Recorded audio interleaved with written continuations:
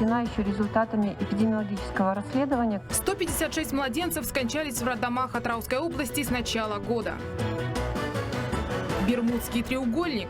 Что касается Казагро, это какая-то загадочная структура, какой-то Бермудский треугольник. Деньги попадают туда и безрезультатно исчезают. Нацхолдинг «Казагро» намерены вывести на безубыточный уровень. Сокращены тысячи сотрудников. В совет директоров привлекут иностранных специалистов. Неприкосновенный запас может иссякнуть. Это противоречит проводимой официально принятой политике сбережения нефтяных фондов для будущего поколения. Депутаты раскритиковали правительство. Сроки сокращения трансфертов из нацфонда вновь перенесены. Дорогу малому бизнесу. Президент принял председателя президиума НПП «Атамикен» и порекомендовал организовать широкое обучение начинающих предпринимателей.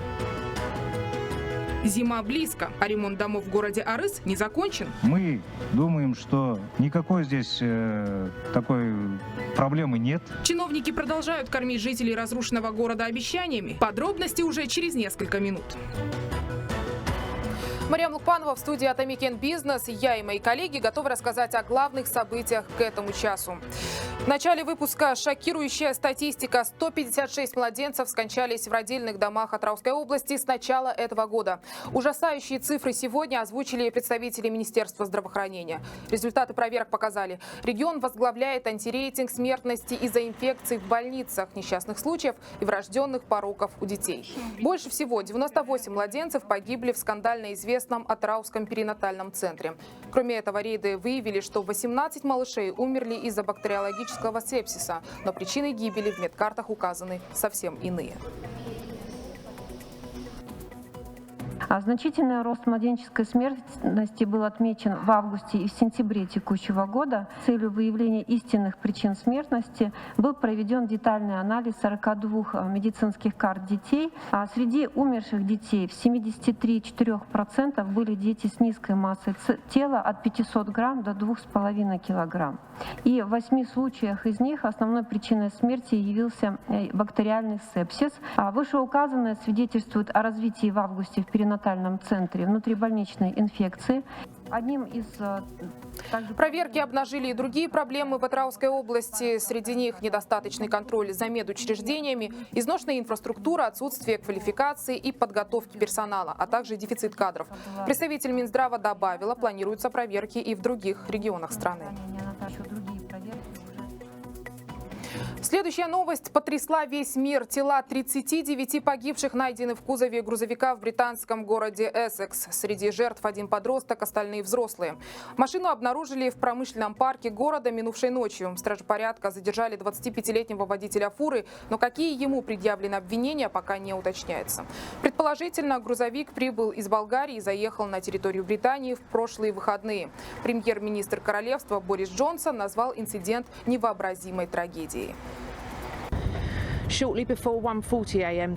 Звонок касательно грузовика с трупами поступил к нам примерно в 2 часа ночи. Предполагаем, что он вез людей из Болгарии, а в Англию приехал 19 октября. Мы пока не установили личности 39 погибших людей.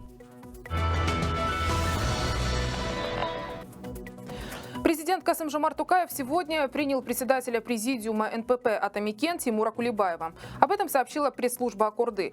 При встрече председатель президиума Нацпалаты рассказал о текущей деятельности Атамикена и его дальнейших планах. В свою очередь Касым-Жомарт Токаев напомнил о важности развития микро- и малого бизнеса, а также эффективного использования безналогового режима для предпринимателей. По мнению главы государства, для расширения масштабов малого бизнеса необходимо организовать широкие обучения начинающих предпринимателей. Тем временем Нурсултан Назарбаев встретился в Токио с премьер-министром Японии Синдзо Абе. В страну восходящего солнца Ельбасы пригласили по случаю официальной церемонии интронизации императора Нарухито. Во время переговоров стороны не только обсудили двустороннее сотрудничество, но и обменялись мнениями по ситуации на Корейском полуострове.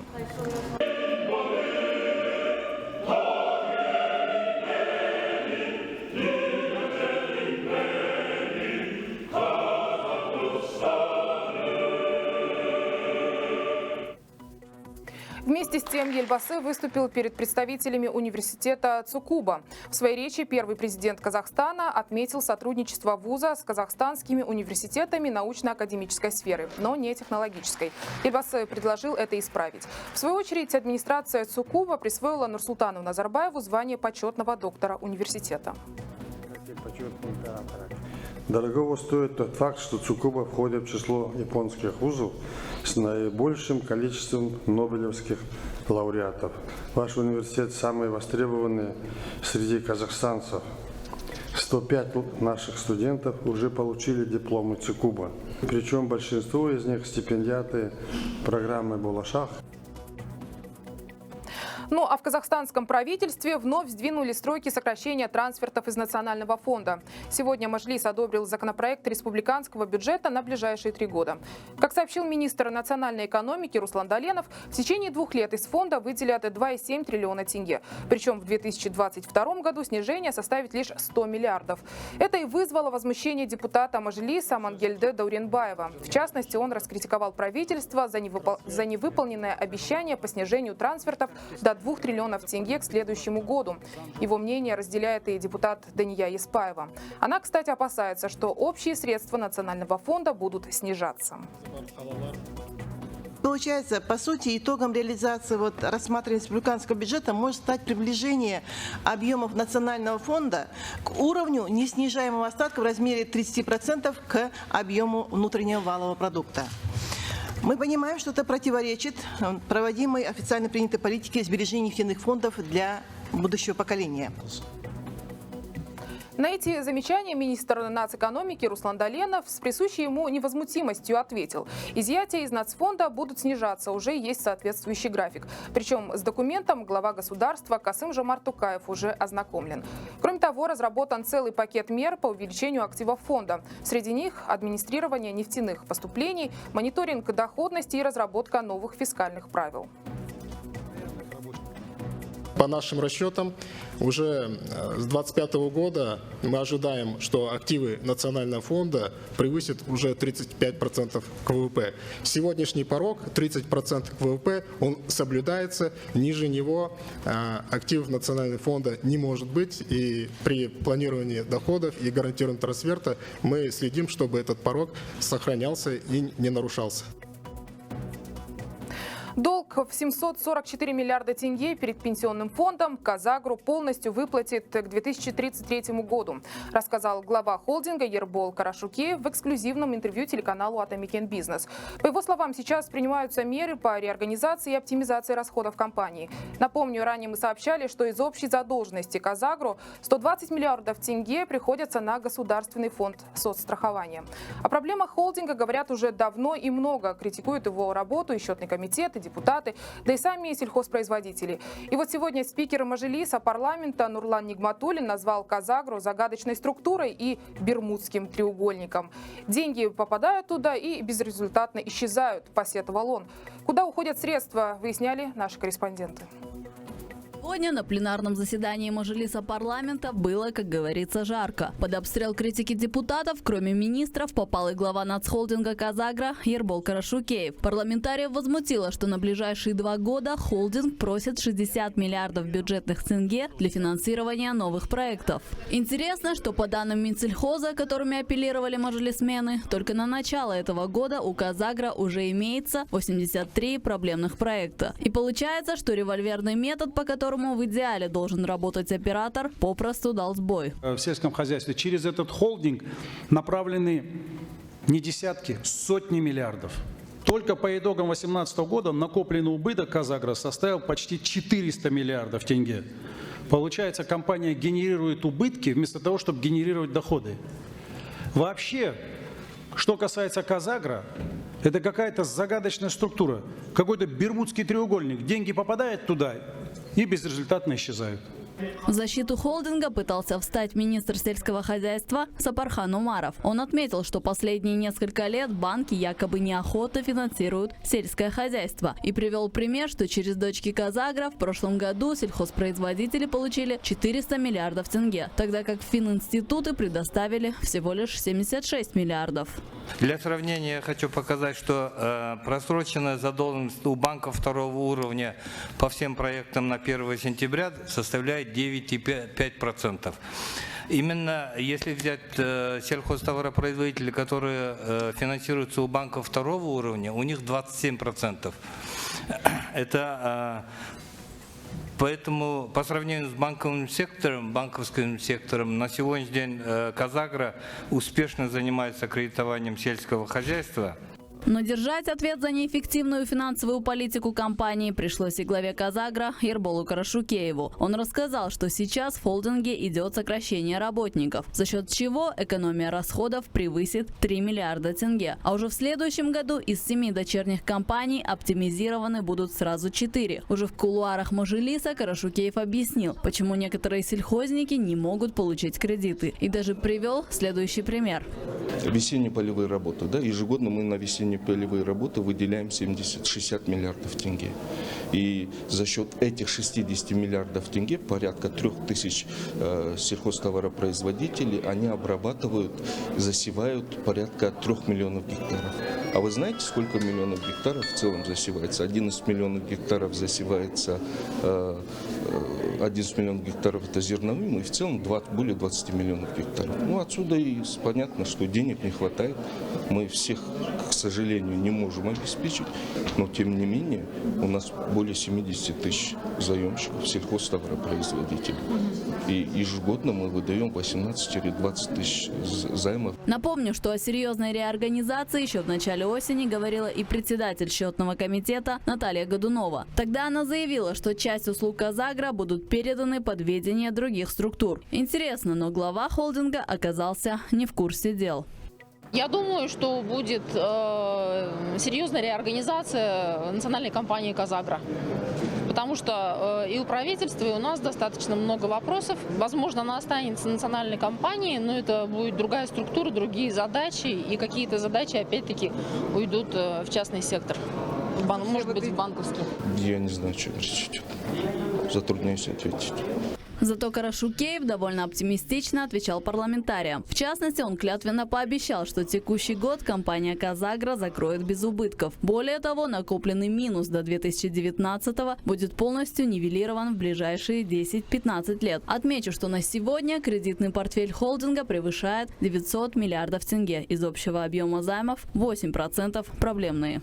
Мольдер Абдуалиева, Улпан Бигалина, Азиз Саттиев, телеканал Атамикен Бизнес. Штраф за неэффективное использование и планирование бюджета первые руководители будут оплачивать из собственного кармана. Об этом в эксклюзивном интервью телеканалу Атамикен Бизнес сообщил министр финансов Алихан Смаилов. По его словам, мера, которая пока на стадии инициативы, позволит улучшить расходование средств госказны. Под штрафные санкции могут попасть все ответственные за реализацию бюджетных программ, будь то министры, акимы, главы того или иного комитета и непосредственно сами исполнители.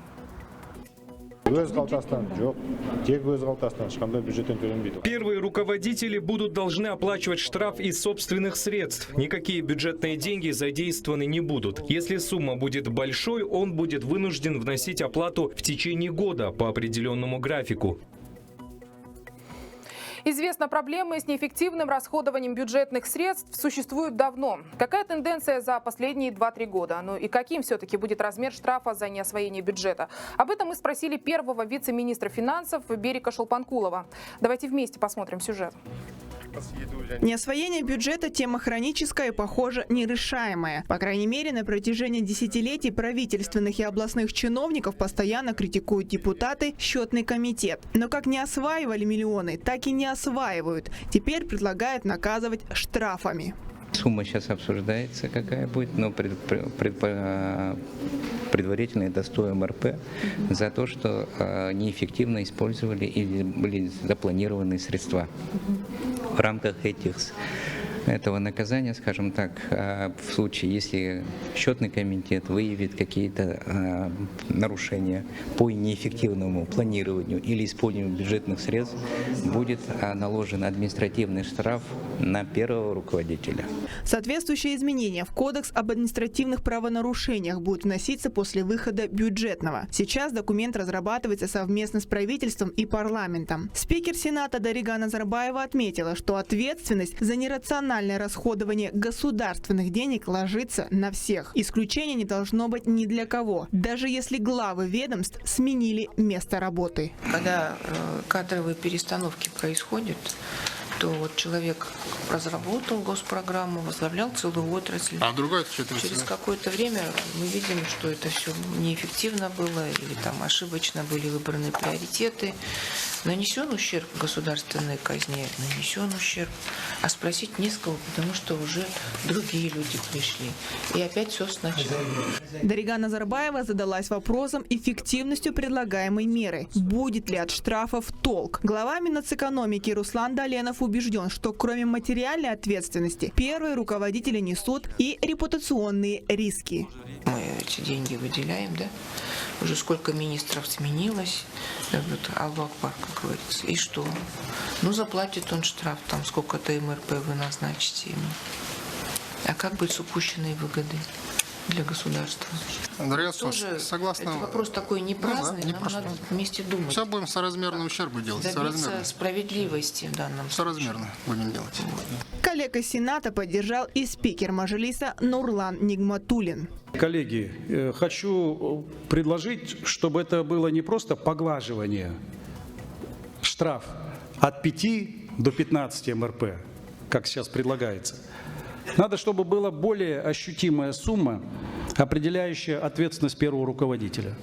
Между тем, по итогам 9 месяцев текущего года неосвоение бюджетных средств превысило 8,5 миллиардов тенге. Причем наибольшая сумма сложилась у нового Министерства экологии. Глава ведомства пообещал, что до конца года весь бюджет будет израсходован. Да, действительно, у нас имеется неосвоение средств 1,5 миллиарда. Мы это не скрываем, так как мы новое министерство, эти средства закладывались на зарплату рабочих, на командировки и другие затраты ведомства. Поэтому мы эти деньги до конца освоим, но всего наш бюджет на текущий год составляет 116 миллиардов тенге. Каким образом предполагаемый 100 МРП или 252 тысячи тенге повысит ответственность чиновников, вопрос пока без ответа. Да и репутационные риски, которыми аргументирует министр Доленов, вряд ли мотивируют на лучшее планирование бюджета и его освоение. Улпан Бегальна, Виктор Джигерис, телеканал Атамикен Бизнес. Между тем, вот в эксплуатацию проекта ЛРТ в Нур-Султане запланирован на 2020 год, передает Казинформ. Сейчас прорабатывается новый график работ. Вместо 19 поездов закупят 12. Таким образом, расходы сократятся почти на 57 миллиардов тенге. Напомню, ожидалось строительство 18 станций, но открытие 7 из них решили отнести ко второму пусковому комплексу. Так сократятся первоначальные расходы на подземные пешеходные переходы. На сегодня пассажиропоток между аэропортом и новым ЖД-вокзалом составляет 29 тысяч поездок в сутки, а к 2030 году ориентировочная численность населения на участках вдоль маршрута линии ЛРТ вырастет до 500 тысяч человек, прогнозируют в Акимате. Между тем, Народный банк уверен в возвратности денег, выделенных на проект ЛРТ в столице. Об этом в интервью агентству Костак сообщила глава Фининститута Умедши Ахметова. По ее словам, банк приобрел облигации компании Астана ЛРТ на 400 миллионов долларов под гарантию Минфина. Она добавила, что самого проекта Народный не касается. Все решения по нему принимают Акимат, Астана ЛРТ и правительство. Отмечу, на сегодняшний день окончательная стоимость проекта составляет 1,5 миллиарда долларов. Мы давали деньги заемщику, компании ЛРТ, через облигации, которые купили на 400 миллионов долларов на 5 лет со ставкой 3,25. Для Халыка это выгодная сделка. Для государства и ЛРТ это также выгодно, потому что снижение расходов в процентах произошло практически в 2 раза. То есть были, я так понимаю, заемные средства намного дороже, чем сегодня смог обеспечить Халык банк. Мы продолжаем следить и за развитием другой темы. Жители города Арыс смогут заселиться в свои дома до наступления холодов. Скоро их полностью отремонтируют. Такое обещание дал аким Туркестанской области Умирзак Шукеев на пресс-конференции в СЦК. По его словам, сразу после июньской трагедии строителям поставили жесткие сроки по восстановлению города до 3 месяцев. На сегодня задача выполнена на 90%. Остались 3 многоквартирных дома. Здания пострадали больше всего. Их сдадут к 1 ноября. Там погода сейчас нормальная. Погода в Арысе позволяет в течение ноября спокойно строить, завершать. Они сами нам говорят: вы не спешите, пожалуйста, не торопитесь, сделайте все качественно. Они следят за этим, каждый день ходят. Поэтому мы думаем, что никакой здесь такой проблемы нет в Арысе. До наступления холодов абсолютно все дома будут завершены, в этом полная уверенность есть. Рассказал Умирзак Шукеев и о тех, кто намеренно разрушал свои дома. По его словам, решение по ремонту жилищ принимала специальная комиссия. По каждому дому индивидуально. Около 100 семей не согласились с оценкой. Сейчас стабильная ситуация. Даже те, которые были против, около 100 человек оспаривали. Сегодня они все, с ними работа проведена. Они все успокоились. И в целом город сейчас абсолютно обновился. Он стал намного лучше, чем это было до взрыва. Это видно невооруженным глазом. Напомню, взрыв боеприпасов в городе Арыс произошел 24 июня. Погибло 4 человека, в том числе 1 ребенок. За медицинской помощью обратились более 400 местных жителей. А за последние 2 месяца при утилизации и очистке территории от боеприпасов пострадали 15 человек. 1 военный скончался. К другим темам. Жезказганские сироты в течение 12 лет не могут получить жилье, которое причитается им по закону. По их словам, в городе построены десятки многоэтажных домов, но ни одна из квартир им не досталась. В проблеме разбирались наши корреспонденты. Жительница Жезказгана Алина Нарижная вместе с мужем Александром и 6 детьми ютится в небольшой комнате в общежитии. Это все, что государство может дать им сегодня. И то здесь они живут лишь 5 месяцев, а до этого несколько лет скитались по съемным квартирам. Каждый год, каждый раз говорит: вот, вам дадут. И до сегодняшнего дня дают. Там строят, говорят, должны были нам дать. Почему-то, говорит, акимат распорядился не давать. Кому-то дали 15 квартир. А должны были сиротам, говорит, дать. А дали другим. Не знаю, правда это, неправда. Что слышала? В настоящее время 15 круглых сирот, выпускников детских домов Жезказгана, нуждаются в жилье. Среди них и Карлыгаш Сапарбаева. Она заявляет, что власти не отказывают им в предоставлении квартир, но каждый год что-то происходит, в том числе и смена акимов. В прошлом году аким был другой. Он нам сказал, что вы будете получать в 2019 году. В этом году нам другой аким же опять поменялся и сказал, что вы теперь будете получать в 2021 году. Так как стройка в Жезказгане не идет, так как мы ничего с этим сделать не можем. Между тем, представители городских властей говорят, что строительство жилья в городе идет, но очень медленно. Сегодня нет возможности обеспечить жильем сразу всех, говорят чиновники. В очереди на получение квартир стоят 546 жителей этой категории. Им полагается жилье. По новой госпрограмме арендное жилье строится везде. А этой категории почему не выдается жилье? Потому что в Жезказгане строительство жилых домов затягивается. С прошлого года жилищные комплексы только начинают строиться. Городские власти в очередной раз обещают решить жилищную проблему сирот и предоставить им квартиры, положенные по закону. А пока Алина и Александр Нарижные вместе с детьми готовятся зимовать в своей небольшой комнате в общежитии. Андрей Тен, Алмаз Мусабеков, Атамикен Бизнес. Ну а в селах Северо-Казахстанской области продукты продают с 200% накруткой. Власти на местах не контролируют ситуацию, районные акимы плохо работают со стабфондом. Проведенный мониторинг выявил разницу в ценах. К примеру, несмотря на близость села Батирия к городу Петропавловск, наценка на гречневую крупу там достигает 200%. И таких примеров немало. Средняя цена на рис по области 310 тенге. Село Новотроицкое находится значительно дальше от Петропавловска, чем другие населенные пункты, но там продукт гораздо дешевле, а стоимость сахара в отдаленных селах превышает среднеобластное значение на 20-30%. Отметим, для сдерживания цен на продукты с начала года в Северо-Казахстанской области закуплено 385 тонн сахара, чуть больше 4 тонн гречневой крупы, 20 тысяч литров подсолнечного масла и многого другого. Теперь же процесс ценообразования вызывает большие вопросы. Акимы округов сельских, они должны просто в ежедневном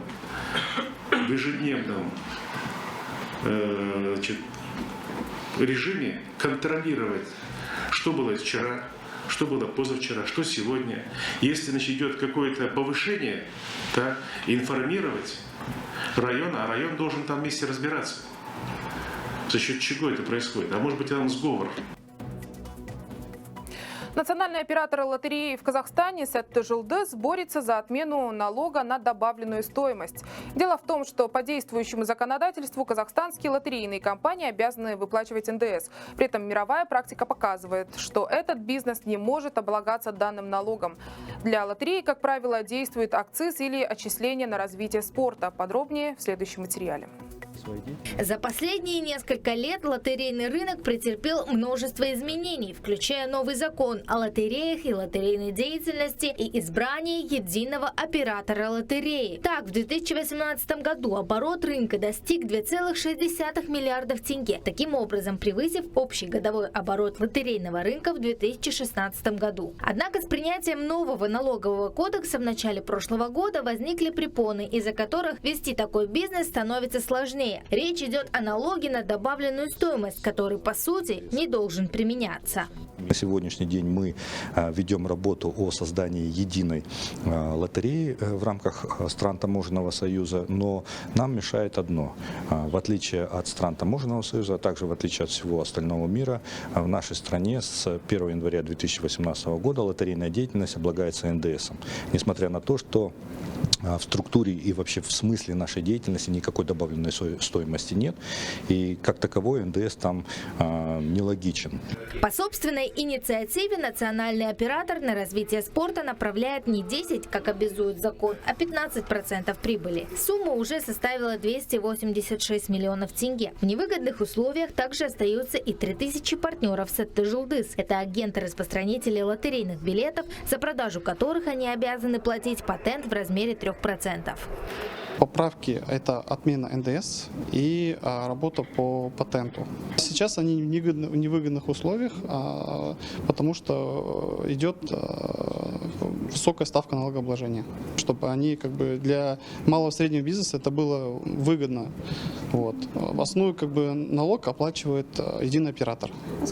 Ошибку в обновленном налоговом кодексе признали и в парламенте. В законодательном органе рассматривают пакет поправок, касающийся лотерейной деятельности. По инициативе депутатов Мажилиса НДС для лотерейных компаний предлагается отменить. На сегодняшний день документ получил заключение в правительстве. Далее предстоит обсуждение данного вопроса на пленарных заседаниях в обеих палатах парламента. Диана Такенова, Айбол Садуов, телеканал Атамекен Бизнес. Тем временем 18 тысяч предпринимателей Казахстана получили финансовую поддержку от Азиатского банка развития. Фининститут разместил через фонд Дому 72 миллиарда тенге в банках второго уровня. 30% от этой суммы направлены на развитие женского предпринимательства, сообщил нашему телеканалу представитель Азиатского банка развития Дай Чанг Сон. Проект АБР и Дому направлен прежде всего на развитие микро, малых и средних предприятий. Кроме того, Фининститут совместно с НПП Атамекен организовал обучающие семинары для сельских женщин в регионах Казахстана.